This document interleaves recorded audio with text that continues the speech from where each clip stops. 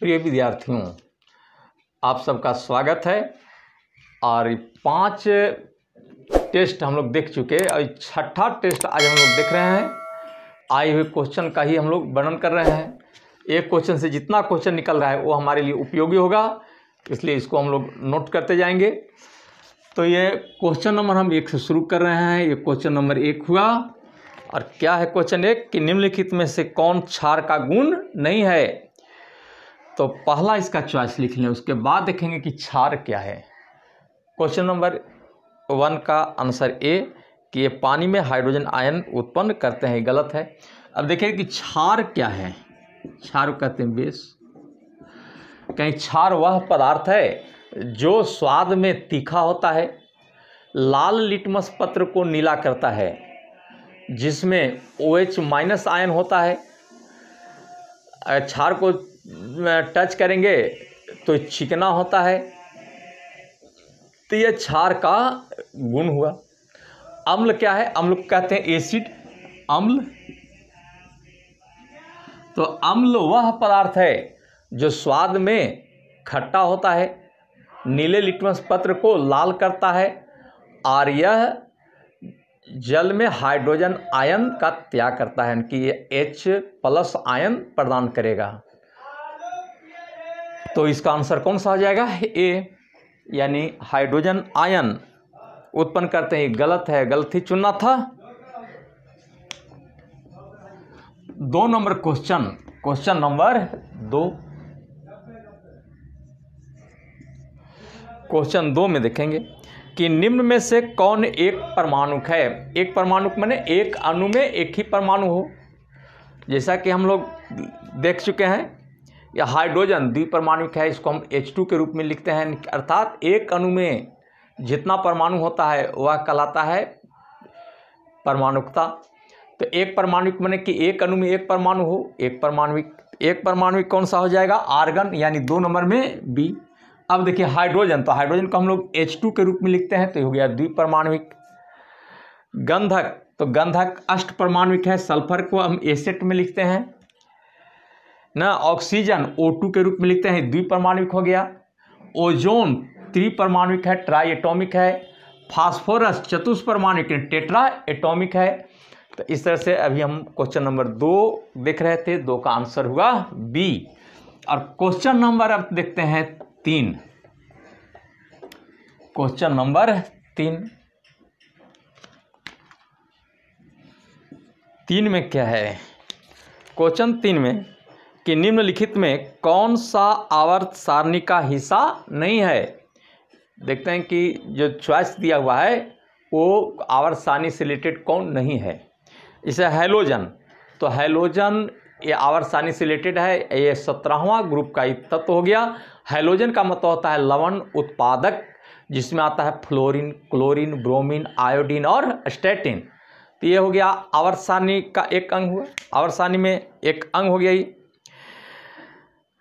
Cancer जनक, ये आवर्त सारणी से इसका कोई मतलब नहीं है। तो आंसर इसका हो गया 3 का बी। सी में क्या चॉइस है? सी में है लैंथेनाइड और डी में एक्टिनाइड। तो लैंथेनाइड और एक्टिनाइड F ब्लॉक का तत्व है। क्या है? F ब्लॉक में आते हैं। तो ये आंसर आपका हो गया बी। अब 4 number question number 4 number question में क्या है कि पौधे में साइटोकाइनिन खाली जगह होता है। तो इसका आंसर पहले लिख दें बी। देखिए साइटोकाइनिन एक प्लांट हार्मोन है जिसका निम्न कार्य है। पहला क्या है कि ये पौधे की वृद्धि में सहायक, दूसरा कोशिका विभाजन में सहायक, तीसरा पार्श्व कलिकाओं के निर्माण में सहायक, चौथा बीजों के अंकुरण के निर्माण में सहायक, पांचवा RNA प्रोटीन के संश्लेषण में सहायक। ये साइटोकाइनिन नामक हार्मोन का आप कार्य देख रहे थे। उस तरह से ऑक्जिन है, तो ऑक्जिन पौधे की वृद्धि में सहायक, विभिन्न फलों के उत्पादन में सहायक, खरपतवार पर नियंत्रण करना, ये ऑक्जिन का कार्य है। जिब्रेलिन का तो पौधे के वृद्धि में सहायक, बड़े आकार के फूल फलों के उत्पादन में सहायक, बीजों के अंकुरण में सहायक। तो इस तरह से पादप हार्मोन के भिन्न भिन्न कार्य हैं। तो ये हो गया 4 का बी। और 5वां नंबर क्वेश्चन देखेंगे। 5 नंबर में क्या है, 5 में है कि PbO अब प्लस HCl से बना PbCl2 प्लस H2O समीकरण पर ध्यान दें। उनका समीकरण के संतुलन हेतु HCl के खाली जगह मोल्स की आवश्यकता है। मोल्स माने अणु। अब देखिए समीकरण दिया हुआ है, पहले समीकरण हम देख लें कि PbO लेड मोनोऑक्साइड हो गया और उसको रिएक्शन करवा रहे हैं HCl से, HCl तो ये बना HCl से संयोग कराएंगे तो बना PbCl2 ना, PbCl2 अब प्लस H2O। अब देखना है कि बैलेंस है कि नहीं। यहाँ Pb1 तो Pb1 ठीक है, Cl1 है, यहाँ Cl2 है, तो बैलेंस नहीं है। तो यहाँ Cl2 है तो इसमें कितना लिखना पड़ेगा, 2, तो 2 Cl हो गया, लेकिन 2 H तो यहाँ भी 2 H है, एक Pb तो ये हो गया बैलेंस्ड। तो कितना अणु आप यहाँ लिखे, 2 अणु HCl के पहले क्या अणु लिखे हैं, 2 अणु क्यों लिखे हैं, तो बैलेंस्ड के लिए। तो ये जो रिएक्शन करता है इसका नाम है अभिकारक, इंग्लिश में कहते हैं रिएक्टेंट। और ये हो गया उत्पाद जिसको लिखते हैं प्रोडक्ट, उत्पाद को प्रोडक्ट। तो ये 5 नंबर का आंसर कौन सा हो जाएगा, तो 5 का हो गया सी यानी 2 हो गया, यानी कि चॉइस नंबर सी। अब है 6ठा नंबर, क्वेश्चन नंबर 6 में क्वेश्चन क्या है,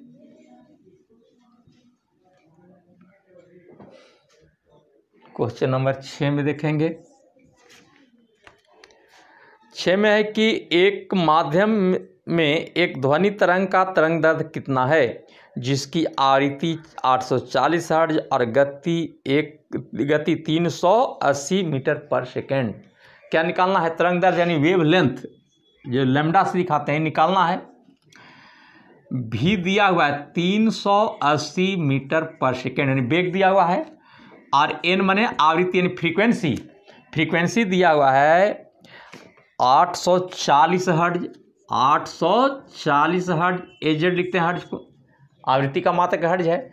तो लैम्डा कैसे निकलेगा, तो आप जानते हैं कि भी बराबर होता है एन लैम्डा, या लैम्डा इजकल टू भी बटे एन।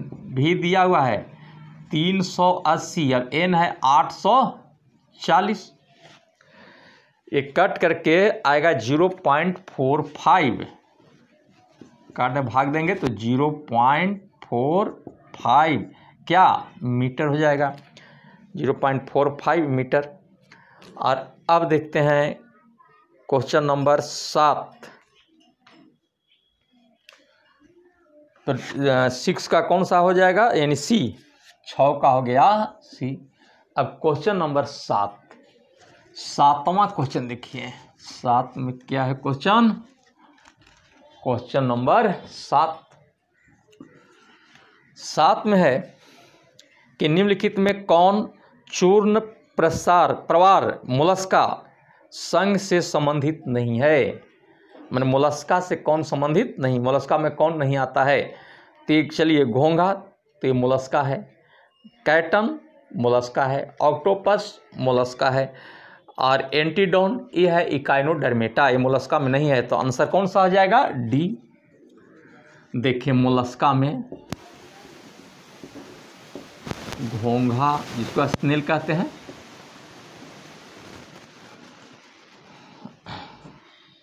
ऑक्टोपस, सिपिया, कैटन, ये है मोलस्का में। ऑक्टोपस को कहा जाता है डेविल फिश, इसके सिर पर 8 पैर लगे रहते हैं, सिर से इसका पैर जुड़ा हुआ रहता है। इसमें कितना आर्म हो गया, 8। तो इसमें 8 पैर कहिए, 8 आर्म होता है, 8 भुजा होता है, और इसके द्वारा ना जंतु को जकड़ लेता है, इसलिए इसको कहा गया डेविल फिश। ऑक्टोपस को क्या कहा गया? शैतान मछली, यानी डेविल फिश। मोलस्का तरह से रहता है सिलेंट्रेटा। कुछ इंपॉर्टेंट जान लेते हैं जो क्वेश्चन आगे पूछे। हाइड्रा, हाइड्रा सिलेंट्रेटा संघ का जंतु है। हाइड्रा हो गया। ओबेलिया, ओरेलिया,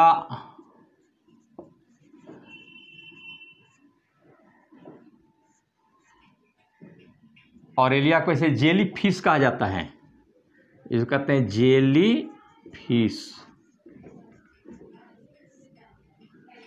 जेली फिश हो गया। ये सिलेंटेटा संघ का जंतु है। सिलेंटेटा से में आता है कोरल भी, और एक पदार्थ साबित करता है कोरल, जिससे एक बड़ा बड़ा रीफ बन जाता है समुद्र में, कोरल रीफ। तो पूछा जाता है कि कोरल किस में आता है, तो सिलेंटेटा संघ में आता है। इस तरह से आर्थ्रोपोडा, आर्थ्रोपोडा, आर्थ्रोपोडा में सबसे बड़ा संघ है आर्थ्रोपोडा। इसमें आता है जैसे तिलचट्टा, ये कॉकरोच कहते हैं, कॉकरोच, तितली, मक्खी, बिच्छू, केकड़ा, ये सब आते हैं आर्थ्रोपोडा में। ये प्रोटोजोआ है, प्रोटोजोआ संघ में देख लें। एक कोशिकीय जंतु इसमें आते हैं जैसे अमीबा, पैरामीशियम, यूग्लिना, प्लाज्मोडियम इत्यादि आ गए प्रोटोजोआ में। तो इस तरह से कुछ संघ का नाम पूछता है, संघ से रिलेटेड उदाहरण पूछता है, जो हम लोग इसमें देखते जाएंगे। और ये 7 नंबर क्वेश्चन का भी वर्णन दिख रहे थे, और 8वां क्वेश्चन अब शुरू करेंगे। तो अब देखते हैं क्वेश्चन नंबर 8। क्वेश्चन नंबर 8, 8वां क्वेश्चन कि सल्फर डाइऑक्साइड का आपेक्षिक आणविक द्रव्यमान क्या है। तो पहले सल्फर डाइऑक्साइड का देखिए, सूत्र लिखते हैं SO2। सल्फर का द्रव्यमान संख्या है 32 और ऑक्सीजन का होता है 16। 16 में 2 से गुना हो जाएगा 32, तो 32 64 U लिखते हैं एटॉमिक मास यूनिट। तो इसका आंसर कौन सा हो जाएगा? C, यानी 8 का C हो गया। अब चलते हैं 9 number, question number 9। Question number 9 में है कि धरती से टकराने के तुरंत पहले यदि 2 किलोग्राम द्रव्यमान की वस्तु की गतिज ऊर्जा 400 जूल है, गतिज ऊर्जा का मान 400 जूल, इसे किस ऊंचाई से गिराया गया? जी का मान दिया हुआ है 10 मीटर पर सेकेंड स्क्वायर। तो अब इसका देखें आंसर पहले। C, 9 का C। देखिए, जब वस्तु को हम लोग गिरा रहे हैं तो जैसे जैसे नीचे आ रहा है स्थितिज ऊर्जा स्थितिज ऊर्जा में कमी आने लगता है, गतिज ऊर्जा बढ़ता है। लेकिन पृथ्वी के जैसे निकट आता है तो गतिज ऊर्जा बदल जाता है, किस में? स्थितिज ऊर्जा में।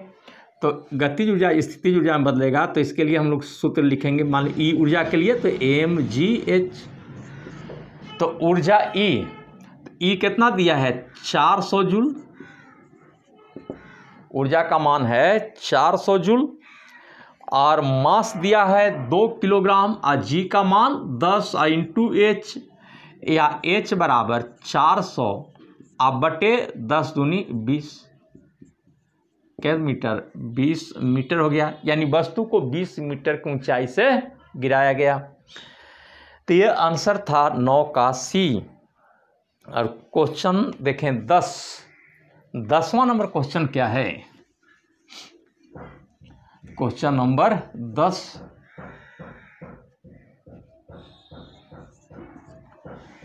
क्वेश्चन नंबर 10 में है कि निम्नलिखित में कौन सी एक क्षारीय पार्थिव धातु नहीं है, जिसे कहा जाता है क्षारीय मृदा धातु। तो पहले आंसर लिख दें हम लोग सोडियम, यानी C। अब देखिए, क्षारीय मृदा धातु, क्षार धातु क्या है? तो पहले देते हैं क्षार, पूछ देता है कि क्षार धातु कौन कौन से हैं, तो क्षार धातु कहते हैं अल्कली मेटल,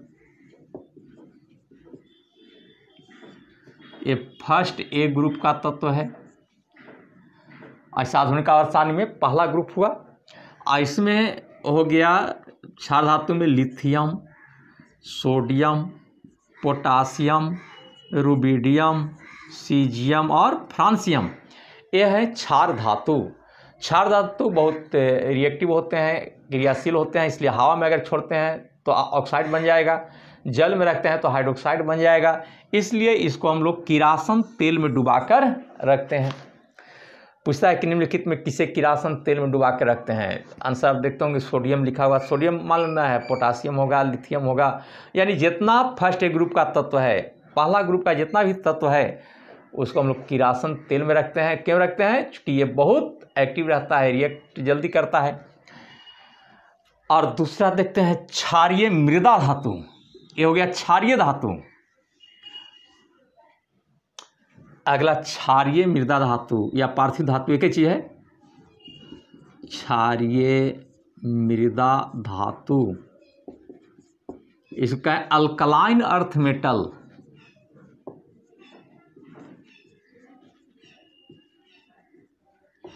क्षारीय मृदा धातु अल्कलाइन अर्थ मेटल। तो इसमें देखिए कौन आता है, पहला है बेरिलियम,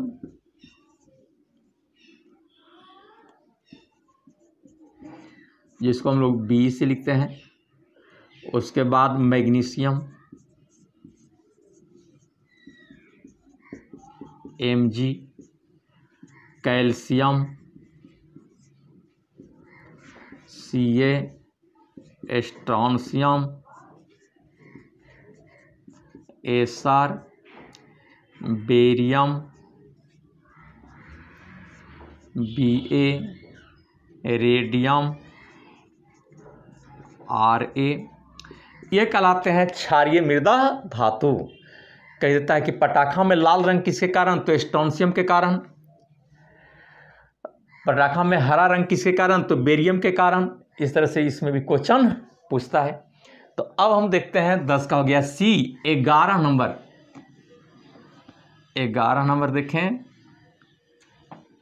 क्वेश्चन नंबर 11, शुक्राणु अस्थायी रूप से खाली जगह रखे जाते हैं। अब देखिए शुक्राणु बनता कहाँ है, टेस्टिज में, वृषण में। अब वृषण में एक नली है शुक्रजन नलिका, जिसको कहते हैं सेमनीफेरस ट्यूब्यूल, वहाँ पर शुक्राणु का निर्माण होता है ना। ये जमा होता है अस्थायी रूप से कहाँ, अधिवृषण में, मैंने इपिडाइडमिस में, और वहाँ से फिर शुक्राशय यानी सेमिनल वेसाइकिल में जाता है, लेकिन जमा होगा अधिवृषण यानी इपिडाइडमिस। आंसर हो जाएगा ए। अधिवृषण को हम लोग कहते हैं इपिडाइडमिस। एक कुंडलित रचना होता है, अधिवृषण इपिडाइडमिस, अधिवृषण कहते हैं। ये हो गया 11 का ए हो गया। अब 12 नंबर क्वेश्चन, क्वेश्चन नंबर 12 में है कि सोडा एसिड अग्निशामक यंत्र में उपयोग किए जाने वाला लवण है। ये आग बुझाने वाला यंत्र हुआ ना, जिसका नाम सोडा एसिड अग्निशामक यंत्र। इसमें रहता है सोडियम बाइकार्बोनेट NaHCO3, इसको पढ़ते हैं सोडियम बाइकार्बोनेट या वॉशिंग सोडा, बेकिंग सोडा, या खाने वाला सोडा ना, या sodium hydrogen carbonate, sodium hydrogen carbonate ना, NaCO3 का ये नाम हुआ। ये बेकिंग सोडा और टार्ट्रिक अम्ल मिलकर के बनाता है बेकिंग पाउडर, जिसका उपयोग हम लोग बेकरी उद्योग में करते हैं। तो ये 12 का कौन सा हो जाएगा आंसर, सी।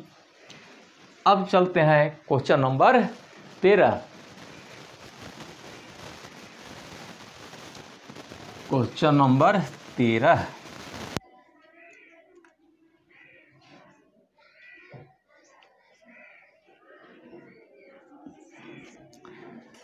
क्वेश्चन 13 में है कि निम्नलिखित में से कौन सा पौधे के तने के माध्यम से प्रजनन होता है, मैंने तना के द्वारा किसमें प्रजनन होता है।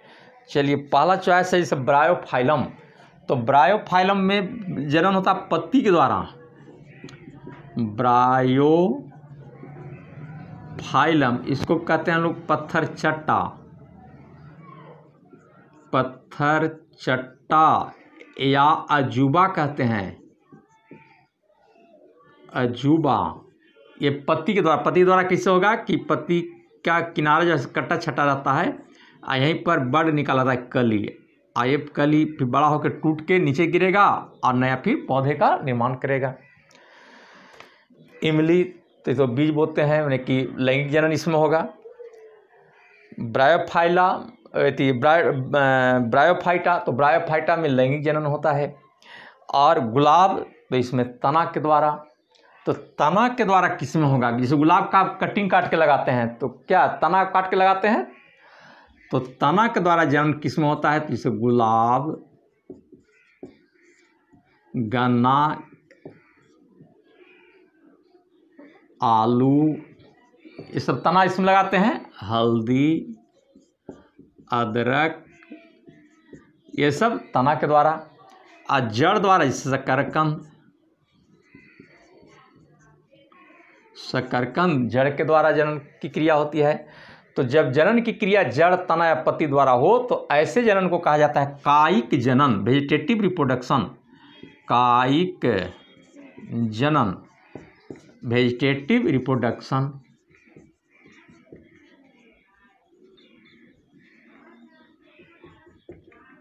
वेजिटेटिव रिप्रोडक्शन यानी कायिक जनन।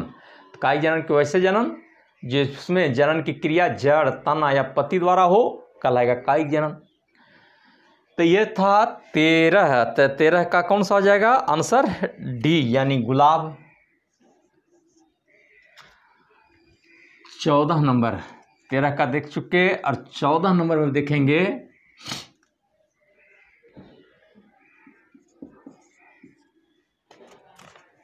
चौदह में है कि जी का मान, जी में गुरुत्वीय त्वरण, गुरुत्वीय त्वरण का मान स्थान के अनुसार बदलता है। जिससे विषुवत रेखा पर जी का मान न्यूनतम, ध्रुवों पर जी का मान अधिकतम, पृथ्वी के केंद्र में जी का मान 0, पृथ्वी के सतह से नीचे की ओर जाते हैं, पृथ्वी के अंदर जाते हैं, केंद्र की ओर जाते हैं तो जी का मान घटते जाता है, और पृथ्वी के सतह से ऊपर भी जाते हैं तो जी का मान घटते जाता है।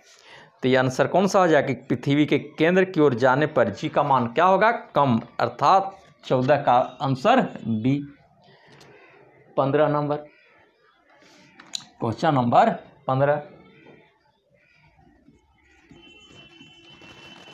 15 में क्या है कि CaO का सूत्र इकाई द्रव्यमान है। मैं कैल्शियम ऑक्साइड का द्रव्यमान क्या, कैल्शियम ऑक्साइड का सूत्र है CaO। तो कैल्शियम का द्रव्यमान संख्या है 40 और ऑक्सीजन का 16, तो ये हो जाएगा 56। एटॉमिक मास यूनिट के लिए यू लिख देते हैं। तो आंसर कौन सा हो जाएगा, बी, यानी 15 का आंसर बी।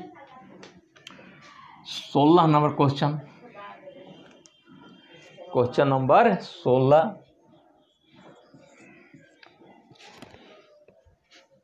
निम्न में से किस प्रक्रिया में ऊष्मा निर्मित होता है, ऊष्मीय ऊर्जा निर्मित होता है, क्वेश्चन है। तो इसका पहले आंसर दें डी।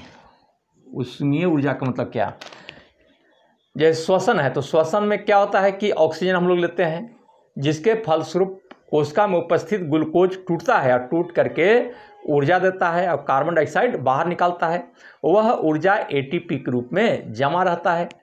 तो श्वसन क्यों करते हैं, ऊर्जा के लिए करते हैं, यानी श्वसन से ऊष्मीय ऊर्जा का उत्पादन होगा। तो ये आंसर कौन सा हो जाएगा, डी।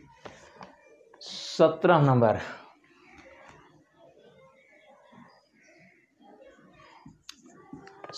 में है कि निम्नलिखित में से कौन सा जल के साथ आसानी से अभिक्रिया कर सकती है। तो जैसे सोडियम, पोटासियम, लिथियम, ये सब क्या आसानी से, ज़्यादा अभिक्रियाशील है, वे आसानी से जल से अभिक्रिया करते हैं। तो आंसर हो जाएगा इसका डी। 17 का हो गया डी। अब देखते हैं क्वेश्चन 18वां नंबर।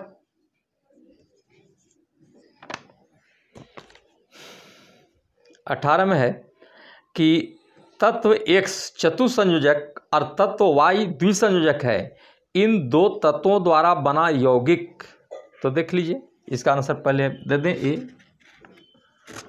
ए X है चतुसंयोजक माने इसकी संयोजकता 4, और Y है दो द्विसंयोजक माने इसकी संयोजकता 2। इसका सरल अनुपात देखें तो कितना हो जाएगा 2 और इसका 1। तो संयोजकता क्या इंटरचेंज होता है, Y वाला X के पास और X वाला Y के पास जाएगा। तो ये हो जाएगा X1 है और Y कितना 2, तो XY2 अर्थात आंसर इसका क्या होगा ए। तो ये हो गया 18 का ए। अब चलते हैं 19 नंबर क्वेश्चन। क्वेश्चन नंबर 19 में देखिए क्या क्या है क्वेश्चन। 19 में है कि निम्नलिखित में कौन सा कथन सही या गलत है। पहला है कि एक अम्ल को पूरी तरह से आयन में आयनित हो जाता है। एक अम्ल है जो पूरी तरह से आयनाइज होता है, आयन में बदल जाता है। यह H- आयन बड़ी मात्रा में उत्पादन करता है, बड़ी मात्रा में H- आयन देता है। तब उदाहरण के लिए HCl, H2SO4, HNO3। दूसरा है कि यह अम्ल जो आंशिक रूप से जल में आयनित हो जाता है, वह H- आयन की मात्रा में उत्पादन करता है, HCl, H2SO4, HNO3।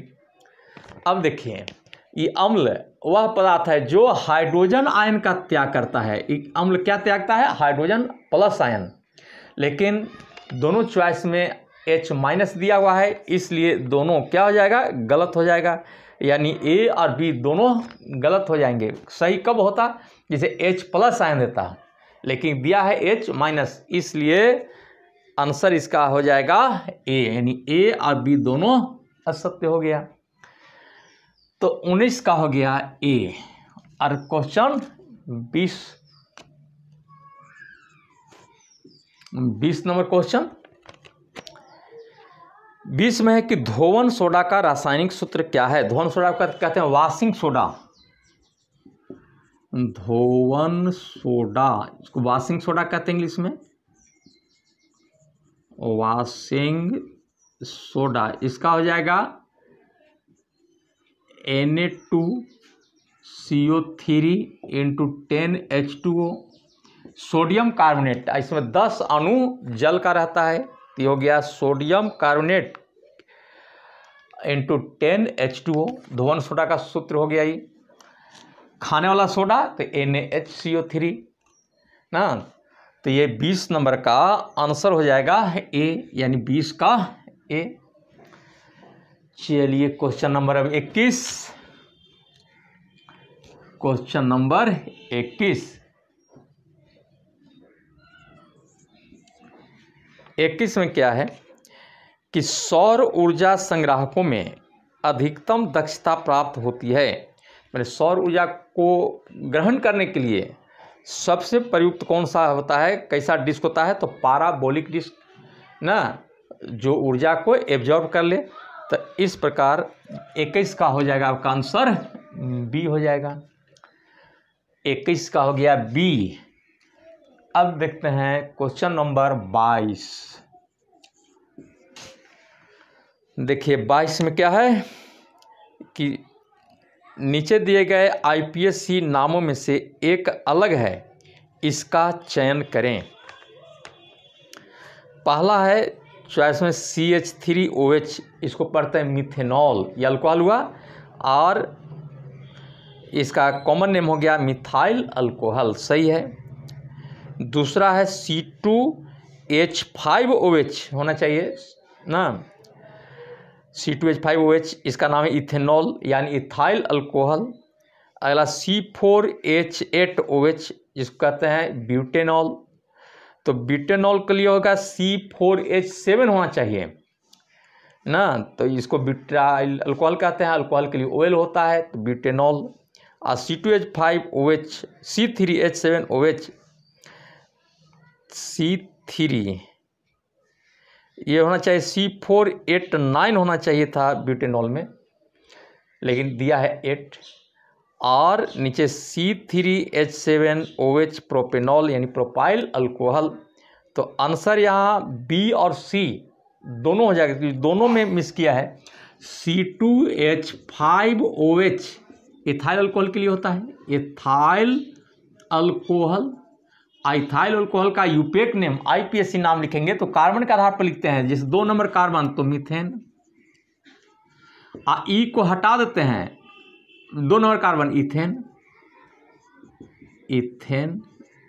एल्केन में 2 नंबर कार्बन को इथेन कहते हैं, ई को हटाते हैं, जोड़ते हैं OL तो हो गया इथेनॉल।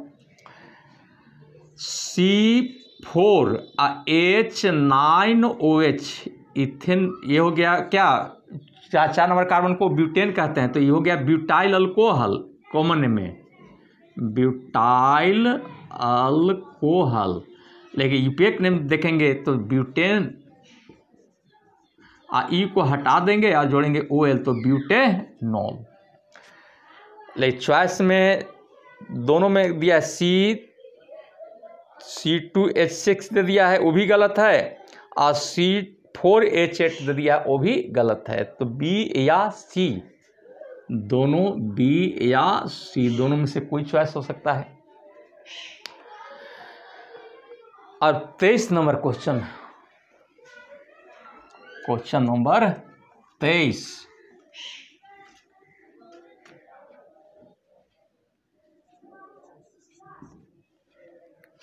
क्वेश्चन 23 में क्या है कि आधुनिक आवर्त सारणी के किस समूह में पूर्ण संयोजी कोष और रासायनिक रूप से निष्क्रिय होते हैं।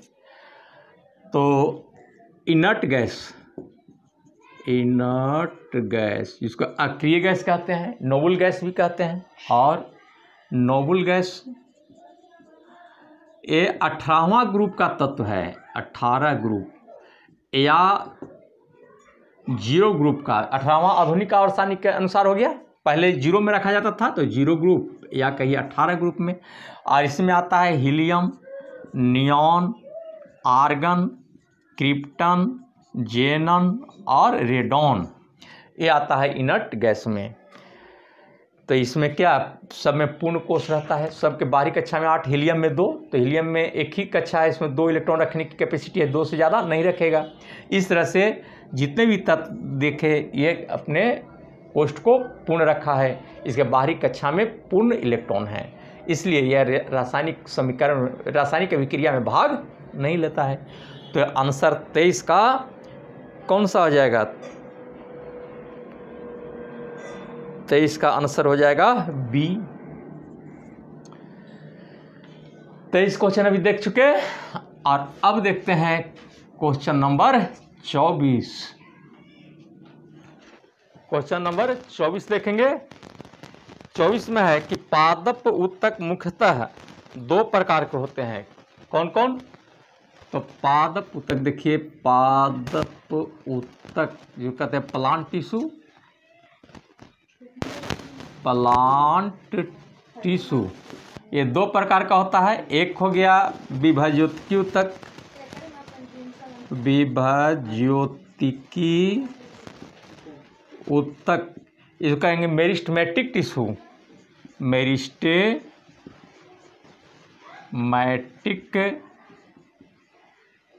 टिश्यू। और दूसरा आ गया अस्थाई उत्तक, अस्थाई उत्तक ले परमानेंट टिश्यू, परमानेंट टिश्यू। 2 तरह का उत्तक हुआ। विभज्योतिकी का मतलब होता है कि वैसे उत्तक जिसमें कोशिका विभाजित होता है, मतलब सेल डिवीजन करता है, तो हो गया विभज्योतिकी उत्तक। और कोशिका के विभाजन से पौधे में वृद्धि होती है। और अस्थाई उत्तक का मतलब हो गया कि वैसे उत्तक जिसमें कोशिका विभाजन नहीं होगा, कोशिका का विभाजन नहीं हो पाएगा, बल्कि कोशिका आकार में वृद्धि करेगा, वो है अस्थाई उत्तक। तो इस तरह से प्लांट तक दो तरह के, विभाजोत्की और अस्थाई। तो आंसर हो जाएगा 24 का बी। लास्ट क्वेश्चन 25वां नंबर क्वेश्चन देखिए।